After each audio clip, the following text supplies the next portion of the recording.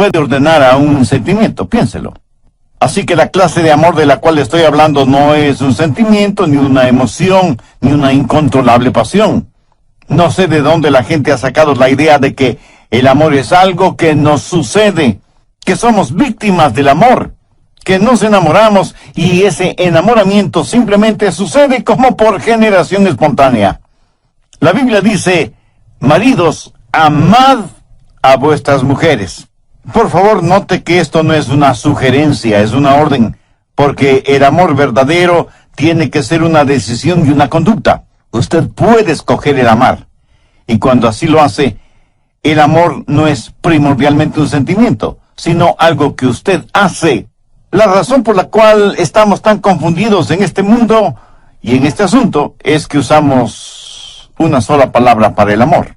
Los griegos eran más exactos y tenían varias palabras para hablar del amor. Por ejemplo, la palabra eros, raíz de palabras como erotismo, erótico, dan a entender la clase de amor que un hombre puede sentir por una mujer, y viceversa, y eso está bien.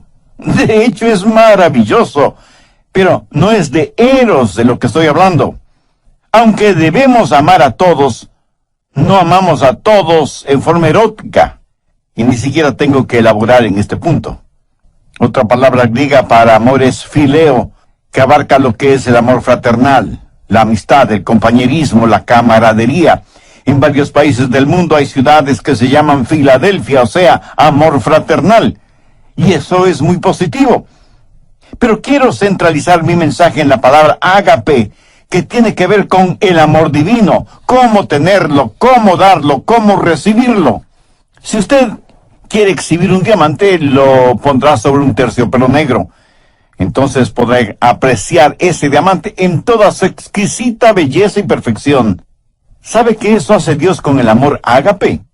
Lo pone sobre el terciopelo negro de las obras de la carne. Veamos Gálatas 5, empezando en el verso 19. Y manifiestas son las obras de la carne, que son adulterio, fornicación, inmundicia, lascivia, idolatría, hechicerías, enemistades, celos, iras, contiendas, disensiones, herejía, envidias, homicidios, borracheras, orgías y cosas semejantes a estas. Note que todas estas cosas que el apóstol menciona son totalmente opuestas al amor. Y Pablo continúa diciendo, los que practican tales cosas no heredarán el reino de Dios. Ahora, si usted puede relacionar su nombre con esta lista, si ese es su estilo de vida, si eso es algo que usted practica voluntariamente, a menos que usted se arrepienta y busque el perdón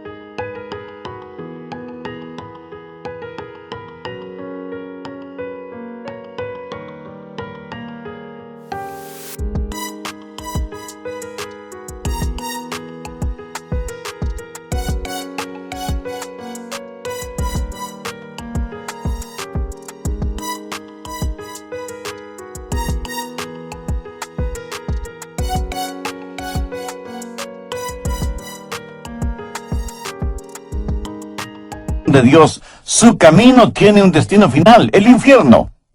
La palabra de Dios es completamente clara y tajante al respecto. Los que practican tales cosas no heredarán el reino de Dios.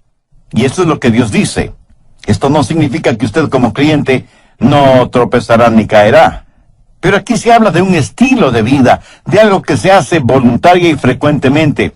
Y si usted no practica un estilo de vida cristiano, eso quiere decir que usted no es salvo. Veamos ahora los versos 22 y 23. Mas el fruto del Espíritu es amor, gozo, paz, paciencia, benignidad, bondad, fe, mansedumbre, templanza. Contra tales cosas no hay ley. Nunca habrá una ley que diga que no puede amar, que no debe ser bondadoso o que le prohíba ser humilde, ¿verdad? Pero sí hay leyes contra las obras de la carne, pero no hay leyes contra el fruto del Espíritu. Hay 9 cualidades en el fruto del Espíritu y vamos a estudiarlas tanto como nos sea posible. Pero no solo que vamos a ver el fruto del Espíritu, sino que nos vamos a examinar a nosotros mismos para saber si somos en realidad cristianos espirituales y maduros. Vivimos en una generación que habla mucho acerca de los dones del Espíritu, profecía, hablar en lenguas, sanidades. Parece que cada persona está diciendo, este es mi don espiritual, ¿cuál es el tuyo? Dios nos ha dado a cada uno de nosotros un don espiritual y necesitamos descubrir cuál es ese don y desarrollarlo y ponerlo en práctica. Pero escucha atentamente lo que voy a decir. Ningún don espiritual es señal o marca de madurez espiritual. La iglesia de Corinto fue una iglesia completamente carnal, a pesar de la práctica de dones espirituales. Si yo quiero saber cuán madura es espiritualmente una persona, jamás examino sus dones, examino sus frutos, porque la marca de la madurez espiritual no está en el don, sino en el fruto. Al describir ágape, el amor divino, debemos notar varias cosas. Primero, el amor tiene que ver con decisión y conducta. Segundo, la descripción de este amor. Tercero, el desarrollo de este amor. Y cuarto, el deseo por este fruto. ¿Qué cualidades tiene el amor ágape? ¿Cómo podemos describirlo? Y como nosotros no podemos describirlo, Dios utilizó al apóstol Pablo para que describa el amor ágape en 1 Corintios 13. El amor ágape tiene 10 cualidades distintivas, de acuerdo a 1 Corintios 13. Si en su corazón y en su vida usted tiene estas 10 cualidades, entonces usted es un cristiano espiritualmente maduro. Primero, el amor ágape es sufrido. 1 Corintios 13:4, el amor es sufrido. El verdadero amor nos capacita para ser pacientes. Si usted es una persona impaciente, si dice, amé a tal persona hasta donde pude, pero ya no merece mi amor, y por eso he renunciado a seguirla amando. Mi amigo, cuando usted deja de amar, ese momento es cuando usted menos se parece a Jesucristo. La Biblia dice que Jesús, habiendo amado a los suyos, los amó hasta el fin. El verdadero amor es sufrido, paciente, perdona 70 veces 7, pero no se contenta con perdonar 490 veces, sino que sigue perdonando y perdonando y perdonando. ¿Por qué? Porque el amor es sufrido. Segundo, el amor ágape es benigno. ¿Y ahora qué es benignidad? Es servirnos los unos a los otros. No es servirnos los unos de los otros. Si nos amáramos, ¿qué haríamos los unos por los otros? Permítame ilustrar esto en primera persona. Si usted me ama, ¿qué es lo que me daría? No me daría lo que yo merezco, sino lo que yo necesito. Veamos Lucas 6, los versos 27 y 28. Pero a vosotros los que oís os digo, amad a vuestros enemigos, haced bien a los que os aborrecen, bendecid a los que os maldicen y orad por los que os calumnian. ¿Qué debemos hacer por nuestros enemigos? Amarles, ayudarles, ser bondadosos con ellos, orar por ellos. Y algunos de ustedes estarán pensando, pastor, yo no puedo hacer eso ni siquiera por mis amigos, menos lo voy a hacer por mis enemigos. Permítame hacer una pregunta. ¿Alguna vez lo ha tratado siquiera? Si alguien le ha hecho daño, ¿ha tratado usted de hacerle un bien? En otras palabras, ¿es usted para esa persona una bendición? Porque eso, mi amigo, es el amor ágape. Tercero, el amor ágape es sincero. El verso 4 dice, el amor no tiene envidia. Si usted es una persona envidiosa, celosa, es porque no ama a la persona que envidia o que cela. Si usted me envidia o yo le envidio, es porque ambos queremos las cosas que el otro tiene. Si yo quiero algo que es suyo, no me regocijaré de que usted lo tenga. Eso no es amar con sinceridad, así como no lo es que me disguste sobremanera cuando usted es alabado, cuando considero que su ganancia es mi pérdida. ¿De qué amor sincero podría estar hablando? El amor verdaderamente sincero se regocija cuando los demás son bendecidos y prosperados. Cuarto, el amor ágape no es jactancioso, más bien le capacita para que sea humilde, para que no sea vanidoso ni prepotente, ni mire a los demás por encima del hombro. La Biblia dice que no debemos considerarnos más que los demás. Busque Proverbios 21:4. Altivez de ojos y orgullo de corazón y pensamientos de impíos son pecado. El orgullo y el genuino amor no pueden habitar en nuestro corazón al mismo tiempo. No podemos ser vanidosos y bondadosos a la misma vez. Una persona llena de egoísmo y orgullo jamás puede ser una persona llena del amor ágape. Sabe que las personas orgullosas son además argumentativas. La Biblia dice que solo por el orgullo viene la contención. ¿Sabe cuál es el problema en los hogares cuando hay argumentos y contenciones? Que se están enfrentando nuestros egoísmos y nuestros orgullos, y ninguno quiere perder. Quinto, el amor ágape es considerado. Verso 5. No hace nada indebido. ¿Sabe lo que eso significa? Significa que el verdadero amor es cortés, gentil. Cuando una persona hace lo indebido, es una persona tosca, ruda. Y todos conocemos a personas así, ¿no es cierto? Empujan para pasar, nunca piden permiso ni disculpas, se meten a la fuerza, desconocen las palabras por favor y muchas gracias. Lo triste y lamentable es que hay muchos cristianos que son así. ¿Qué es la cortesía? Pues no es nada más que la demostración del amor en las cosas pequeñas o aparentemente insignificantes. ¿Y quién no tiene amor en las cosas pequeñas? ¿Cómo podría tenerlo en las cosas grandes? Cuando usted encuentra a una persona ruda, tosca, tenga la seguridad de que ha encontrado a una persona que no conoce el amor. Una persona que no puede ser el reflejo del Señor Jesucristo, quien fue humilde y gentil, y siempre pensó primero en los demás. Sexto, el amor ágape es un amor que se niega a sí mismo. Mire lo que dice el verso 5. No busca lo suyo. Nunca dice, yo primero, o yo conozco mis derechos. Escúcheme, cuando usted oye a una persona decir que conoce sus derechos, tenga la seguridad de que no está hablando motivada por el amor. Permítame decir una cosa muy importante. Cuando usted recibió al Señor Jesucristo y fue salvo, usted perdió todos sus derechos. Porque ¿qué derechos tiene una persona muerta? Usted está crucificado con Cristo. Ha sido comprado por un precio. Ahora pertenece a Jesucristo. Y ahora sus derechos son los derechos de Jesús. Y Él es quien le ordena amar.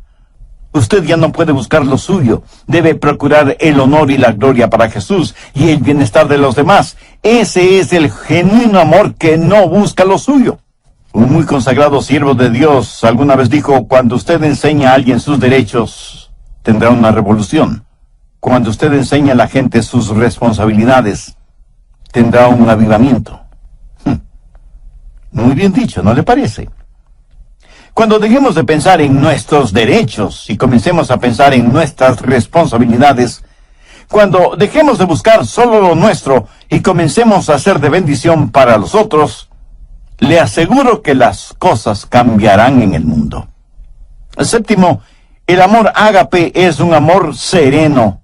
Dice la Biblia que el amor no se irrita. ¿Conoce usted a personas que son como fósforo y que se encienden con el menor roce? Con la más insignificante provocación explosionan, afectando a todos y a todo a su alrededor. Y luego dicen, no quise hacerlo, lo siento. Lo bueno es que se me pasa pronto.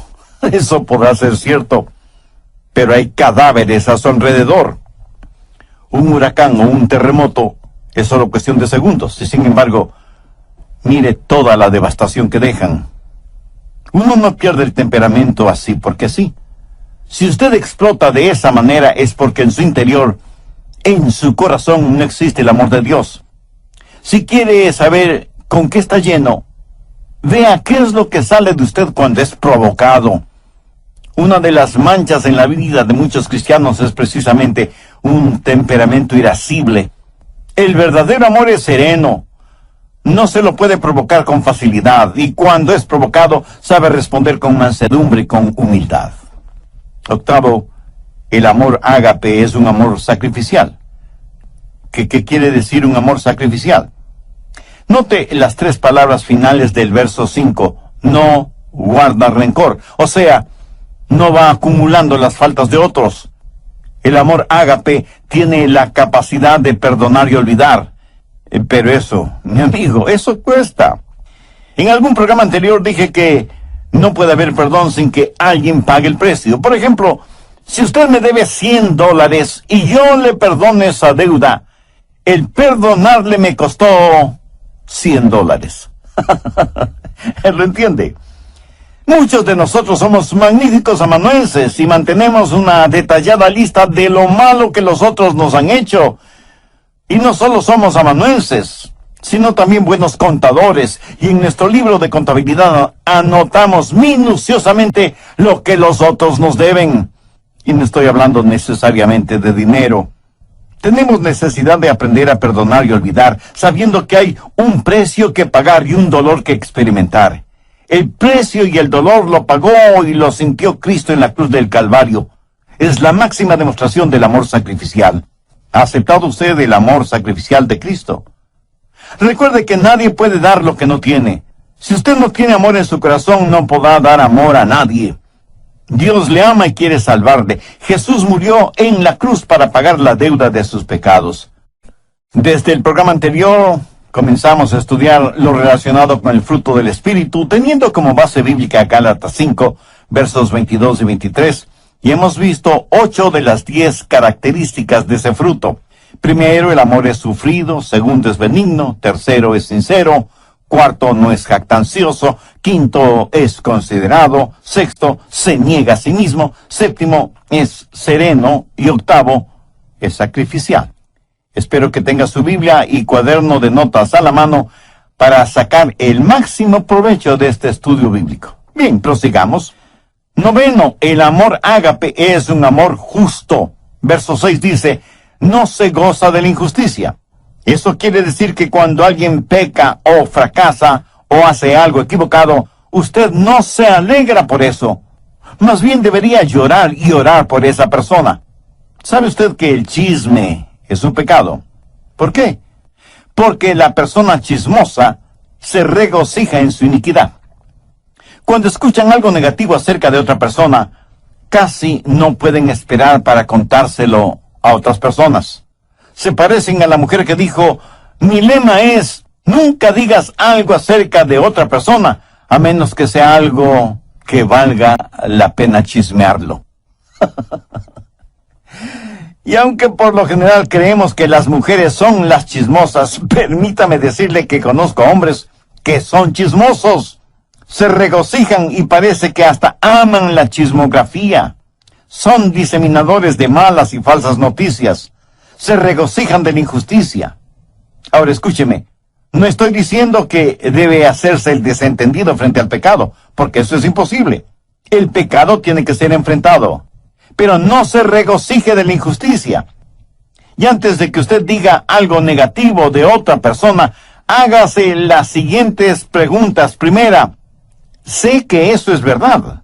Segunda, aun si fuera verdad, ¿es necesario que lo diga? Tercera, y si lo digo, ¿cuál es mi verdadera motivación al decirlo? El amor ágape no se goza de la injusticia. La Biblia no habla de un amor ágape chapucero que simplemente ignora el pecado. No habla de un amor que siente cierta pena por la otra persona. Cuando usted sabe que otra persona está emocionalmente herida, cuando escucha que otra persona ha fracasado, ¿cómo reacciona? Hace poco conocí a un hombre que al saber del pecado de uno de sus amigos, cayó de rodillas, puso su rostro en el suelo y lloró intensamente por su amigo que había caído en pecado. Eso es empatía, no solamente simpatía. Eso es el tener el corazón quebrantado por el pecado de otros. Décimo, el amor ágape es un amor sufriente. Verso 7. Todo lo sufre, todo lo cree, todo lo espera, todo lo soporta. Esto de ninguna manera significa que el amor ágape se lo cree todo. Más bien quiere decir que el verdadero amor lo puede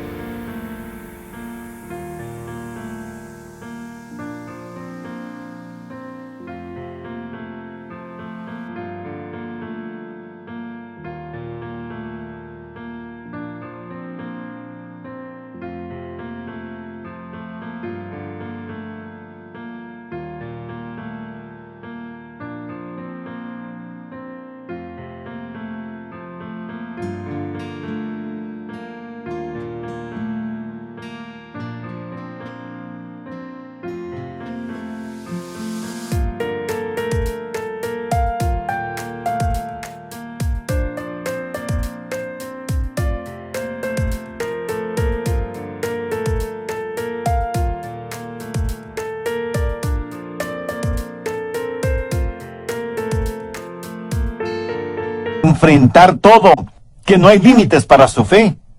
Pero cuando usted ama, hay una carga que debe llevar, y desde ese punto de vista es un amor sufriente. La gente quiere saber por qué los seres humanos sufren.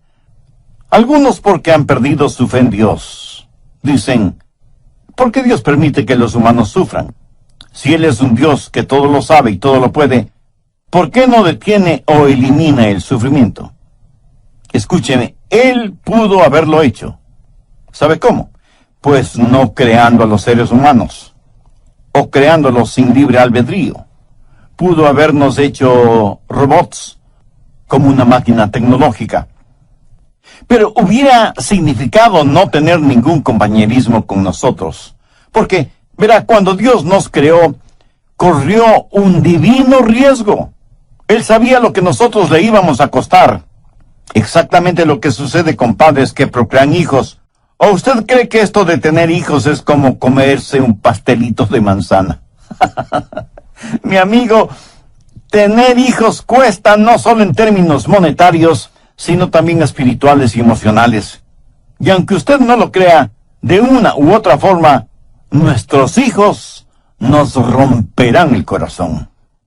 Dios sabía lo que iba a costar cuando nos creó y nos dio la capacidad de elegir. Y elegimos pecar.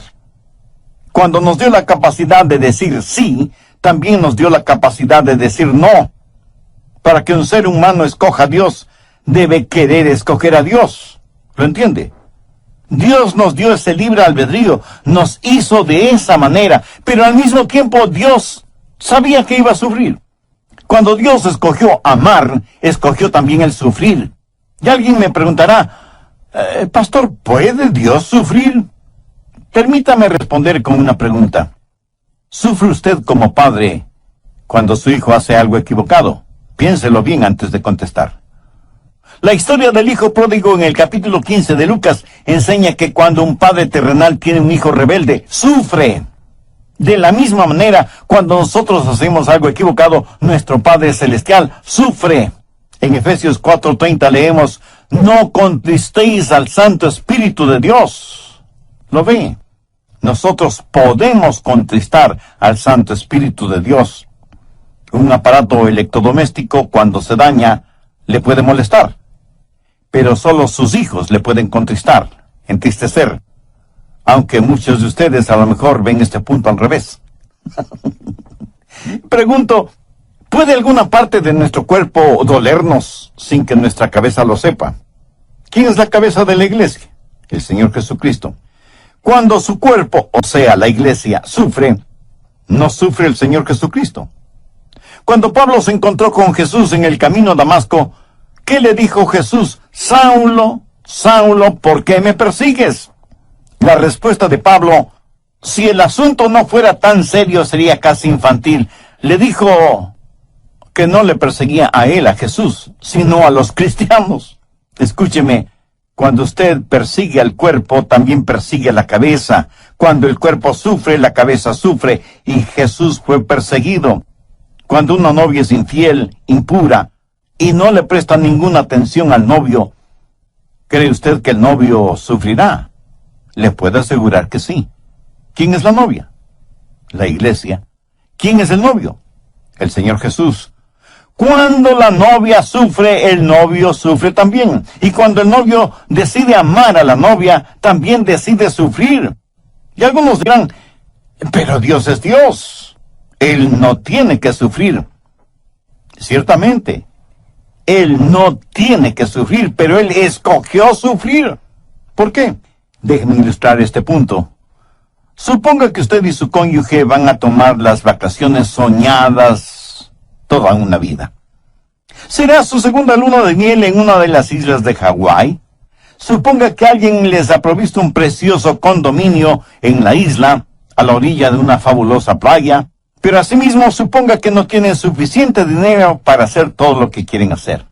Pero ya están ahí, dispuestos a disfrutar a plenitud del sol, la playa, el mar, las palmeras, la música y la deliciosa comida.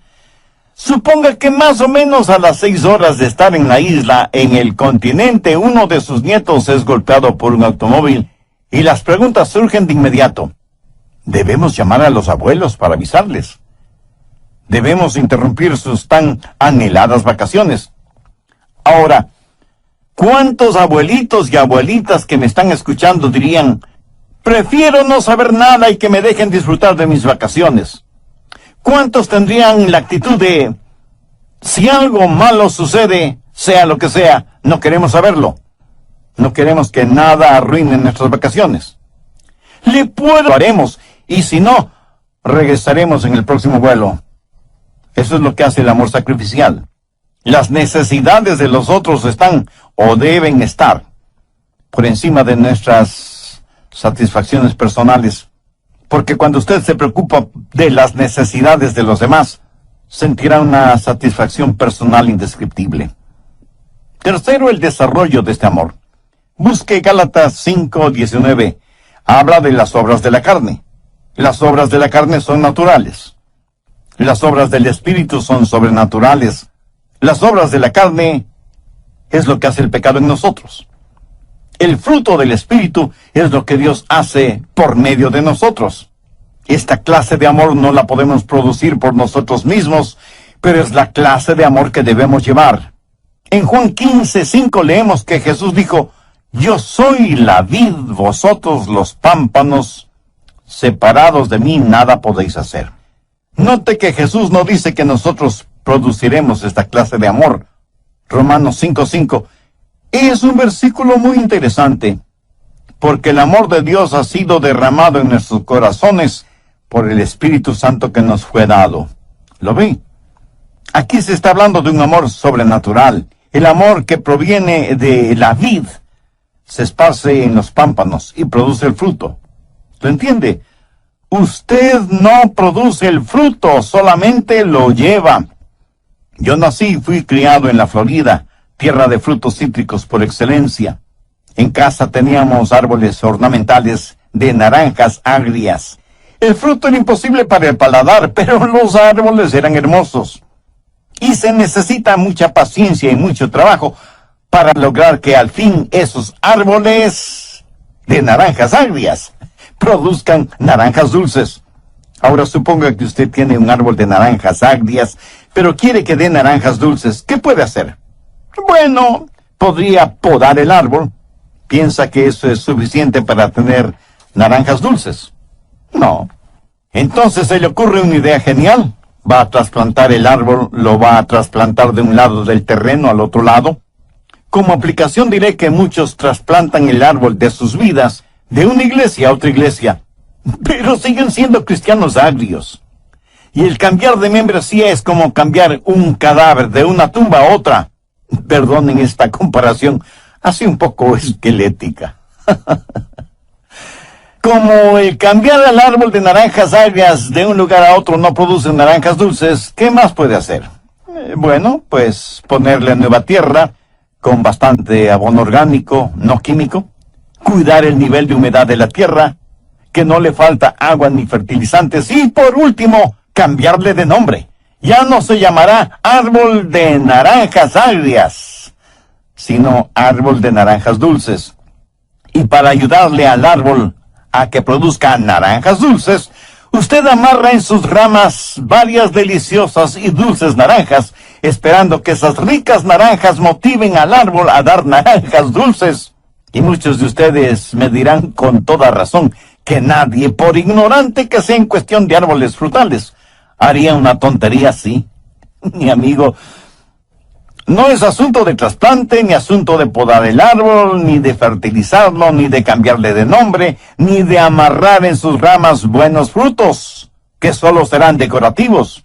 Es la naturaleza del árbol la que debe ser cambiada. Cuando ese árbol sea injertado en un árbol bueno, la naturaleza de ese árbol será cambiada, porque recibirá una naturaleza que no es la suya propia, pero tendrá que aprender a llevar el fruto de su nueva naturaleza. La Biblia dice que cuando somos salvos, somos participantes de la naturaleza divina. La naturaleza de Dios viene a nosotros. Pero esta es la clase de amor que no es el fruto de las obras de la carne, raíz de amargura, sino que es el fruto del Espíritu, es la naturaleza del Dios Todopoderoso que ha sido injertada en usted, en mí, en nosotros. Cuarto, el deseo por este fruto. ¿Para qué sirven las frutas? Pues para comérselas, y mientras más frescas y al natural, mucho mejor. ¿Han notado que las frutas despiden una fragancia extraordinaria? Uno puede reconocer una fruta solo por el olor, aún antes de mirarla o palparla. Imagínese ahora la bendita fragancia del fruto del Espíritu. ¿Sabe lo que el mundo necesita este mismo momento? Algunos de inmediato me dirán, el mundo necesita paz, bienestar económico, buena salud, progreso científico, etcétera, etcétera. Y aunque todo eso es verdad, el mundo lo que más necesita, sin embargo, es la realidad del fruto del Espíritu. Esa es la única manera de amar y ser amado. Cuando usted permita que el Señor habite en su humanidad y demuestre su deidad a través suyo, no será un amor humano el que usted exhiba, sino que será un amor divino. No será su vida la que viva, sino la vida de Jesús en usted. Su vida tendrá la fragancia de nuestro Señor Jesucristo. Anote al margen Efesios 5:2. Andad en amor, como también Cristo nos amó y se entregó a sí mismo por nosotros, ofrenda y sacrificio a Dios en olor fragante. ¿De dónde sale todo ese fruto? De una semilla muy pequeña. ¿Cómo es que se esparce el cristianismo? Cuando entendamos que la semilla está en el fruto, cuando empecemos a vivir Gálatas 5:22 y 23, más el fruto del Espíritu es amor, gozo, paz, paciencia, benignidad, bondad, fe, mansedumbre, templanza, entonces empezaremos a reproducirnos. Permita que el Espíritu de Dios hable a su corazón ahora mismo. Usted puede ya ser salvo, pero ha caído, ha tropezado, y se ha vuelto tan carnal que ha dejado de llevar su fruto espiritual. En Lucas 6, versos 44 y 45 leemos, porque cada árbol se conoce por su fruto, pues no se cosechan higos de los espinos, ni de las zarzas se vendimian uvas. El hombre bueno del buen tesoro de su corazón saca lo bueno, y el hombre malo del mal tesoro de su corazón saca lo malo, porque de la abundancia del corazón habla la boca. ¿Quiere orar una sencilla oración conmigo? Mi oración es solo para guiarle. Pero anhelo que usted ore con sus propias palabras, las puede decir en voz alta o en voz baja, o puede orar silenciosamente en su corazón. Pero ore con fe, con confianza, con convicción. Diga, querido Dios, cuán lejos, pero cuán lejos estoy de exhibir en mi vida el fruto del Espíritu. Tengo necesidad de injertarme en tu vid. Tengo necesidad de tu misericordia. Señor Jesús,